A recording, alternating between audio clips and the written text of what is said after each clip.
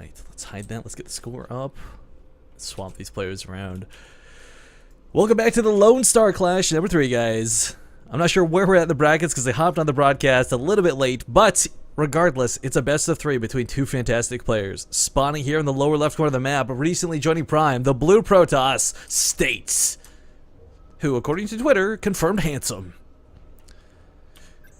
And his opponent in the upper right, playing for Axiom Esports, the Red Terran Heart. Okay, so what we saw that game at the States, I think kind of felt like a little bit of indecision and forced, I guess, tech path, if it were. What ended up happening is, of course, whether he was gearing up for Blink to go for an all-in or whether his timings were just off, Hart came across the map with an army that was quite scary. And transitioning into a tech path that normally you would try to start with throws off all those timings. Storms don't hit early enough, Zealots aren't out soon enough, and the upgrades, of course, are not level 3 when your opponent's still in level 1 weapons. So for State, that didn't really work out just from the get-go. Nothing that he did I felt was wrong, because after he got going with that tech path, he made the right unit composition, he had so many Templar available. But as we saw, the reason this kind of fell out of fashion is because with a couple good EMPs and really good control, a Terran player can deal with Templar before Storms become too out of hand. Now granted too, it's worth noting State may or may not be experiencing a tiny bit of lag while this is going on. For those who don't know what network spikes are, if you're ever in game, Control-Alt-F, and it'll show you your stats here in the top left, and if you see network spikes, it's because you're lagging. So that's what he meant when he was saying it about like 5 spikes per minute. That's pretty bad. Typically, like, you want 1 or less. Either way, though, Hart, of course, not to take any credit away from him, does not like lag cost State that game, but Hart did play that pretty beautifully. He went for these earlier Raxes to get a lot of Marines out in the field, and this is what I was talking about as well, where when it comes to his TVP, he doesn't really slack in that regard. He doesn't try and play greedy. He staves off getting like the factory and the medevacs in order to get enough Marines out to either hold off combination Blink Stalkers, maybe early DTs, or even an Oracle. It's not easy when you're playing blind as well, because do remember, his Reaper got almost no information that game until already the Stalkers had been revealed, until already Blink was halfway completed. A little bit of a scuffle. What's up, dudes? How you doing? We'll see if he goes for the Engineering Bay block. Hart has been a little bit favored in doing this. There's a lot of advantages to going for the Engineering Bay block. Of course, the big disadvantage if you lose out a lot of minerals in the early game, but with the Zealot already being here and not cancelled, he's not probably going to go for it. Well, I was going to say, unless he's really greedy, but coming back with the SCV, he's just going to retreat for the time being. Now, this is curious, seeing the Zealot out like this already. Oftentimes, what ends up happening is a player like State will build the Zealot to about, say, 80% completion. If there's nothing in his natural base, if he doesn't have to worry about tearing down an Engineering Bay, he'll cancel it in order to get a slightly faster Nexus out. But, as we saw, he definitely let it complete. A little bit worried about what Hart could have done there. Habitation Station as well, it's still kind of newish. I think at this point with WCS Season 2 already being in fruition, we've all seen enough of it to get a good feel for it. For those of you who don't like to explore the Easter eggs or don't do it normally, let me show you the one on Habitation Station, or on Overgrowth. There is a fully equipped kitchen on both sides of the map. Come equipped with kitchen sink, fridges, and meat. Let's not forget the dinner plates and the settings and the tables. And they're on both sides of the map. And I love Easter eggs. I love sharing them. So here's the one for Overgrowth, guys. Now what we see Hart doing right now is checking around. He may not have been able to get into the base to scout, but make sure that there's no proxy starports. Another common location is down over here. Checks behind the mineral lines at the 3rd. Make sure everything is safe and sound and good to go. And as we see, the 3 barracks is coming up once again, and this is perfectly fine, because this will time out his tech just nicely. Again, his gas gets cut for a little bit to make this happen, in order to time out Stim perfectly, but he goes for Stim first, not concussive shells. And when you play blind like this, well, actually, that Reaper going in for another scout, didn't catch that, 2 HP, barely alive.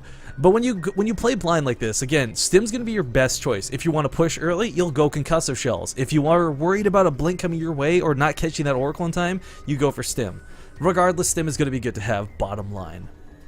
Now, of course, as he gets his gas count back up, he's going to have to start picking... Okay, there we go, combat shields. I was going to say, between either throwing down that factory or furthering his tech. He has kind of staved off going for the Engineering Bay, which means, unfortunately, he's not going to have turrets down. And if this was DTs or fast Oracle, maybe he could get caught a little off guard. But that's not going to happen. Not out of state, who is playing pretty standard this time. The Robo Facility going to get out that Observer real quick. And oh, is he really going to go for the charge again? He's sitting on that Forge here, so he's definitely going to get upgrades underway.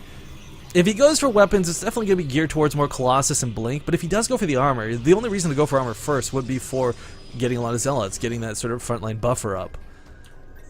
We'll see what he ends up doing. Some Protoss players, of course, try and play a little bit greedier and they'll go for double Forges, but State sticking with the 1 makes me really curious what he plans to do. 3 Stalkers out like this is not too crazy, but it is early enough that if Hart scouts this, he may think Blink. He may just think, okay, wait, the timing on this is off. You've spent way too much time saturating your natural if he sees this many probes, and it will be armor once again out of state.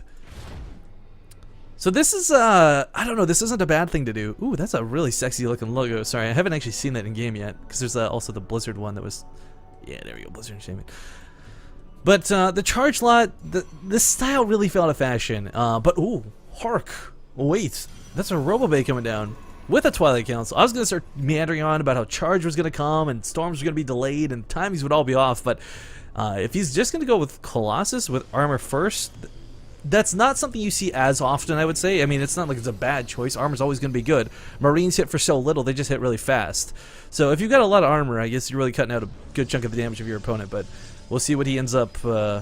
it's got to be Colossus at this point. You don't throw in a Robo and then transition into Templar. But Stimodon in here, he might just go for the Nexus. This is a lot of Marauders. This is a lot of Marines. And when the overcharge is good, he's going to get the Nexus and he can back out of here. A couple force fields might awkwardly catch some of the army. They will catch some of the army, but Hart quickly controls them and moves them to the right. Going to take out a Zealot with him, maybe a Sentry or 2 if he's lucky. No concussive shells means no kiting. But that base snipe, that is the definition of bold, because he throws away in his entire army pretty much in hopes of shutting down his opponent. Now, yes, there's Marines across the map, but if you guys can imagine Colossus en route rather than haven't been started, all of a sudden Marines are not that scary. The Marines just simply do not deal with Colossus. I kind of feel like Colossus kind of walk up to Marines and they're just like, just like kick him out of the way with the legs. Not even worth using the laser beams on a lot of the time, but yeah, it's only on the way here, so it's not being rushed out by any means. Blink associated with this is going to be fantastic for the Viking production, if and when that gets going, but even losing a couple Marines here and there, this is not something Hart can really afford to do. If he had Medivacs out, this is a different story, because then he starts dropping, he starts harassing, but even off of 1 base economy, much less 2, State can't really afford to delve too far into this Colossus tech. It's going to eat up all of his resources, which means he's not going to be warping in, say, 10 layers of Zealots, a bunch of Sentries, and more importantly, Stalkers to buffer. But again, with the Medivacs coming out a little bit delayed, a little bit later, it's not like Hart can start dropping right away, catching him off guard. There are some times in the early game too, before Thermal Lance completes, where Colossus have the same range as a Marauder. You can drop 4 Marauders, you can drop 8 Marauders, you can tear Colossus down. But I don't think we're going to be seeing that anytime soon here at Hart. He does have these 2 Medivacs coming, and there's a lot of dead space in the main, but State has this covered. He's got full vision of his base. Man, that was so cool, though, that Nexus snipe. I wasn't sure he was going to get it. That's oftentimes just like, you know, you bait the overcharge from back. But Medivacs are revealed with that Observer. So State already moving into position. This drop is probably going to be picked up right away. Yeah, he scouts that with the Marine, too. So doesn't really lose too much for it. 1 Heroic Marine and Heroic Marine. English, right? Trying to knock down this 3rd. Not going to happen anytime soon. And, of course, the factory floating over here to scout. This is a bit curious. We did see Widow Mines produced last game. He's not using the factory this time, which means he's not going to have Widow Mines to buffer for the army. And for State, that's an immediate read of like, hey, maybe I should make some Zealots. You're not going to be able to deal with them so easily.